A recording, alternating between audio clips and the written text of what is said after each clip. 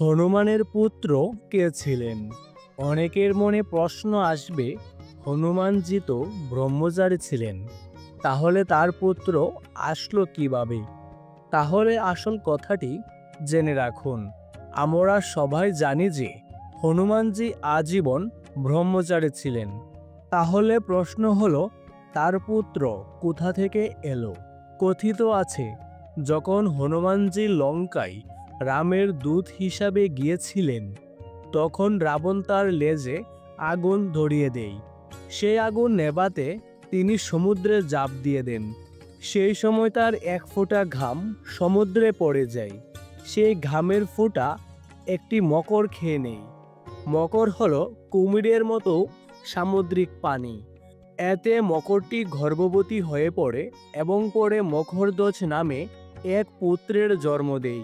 মকরধ্বজ পাতালপুরীর রক্ষক হিসাবে রাবণের পুত্র অভিরাবণের অধীনে কাজ করত।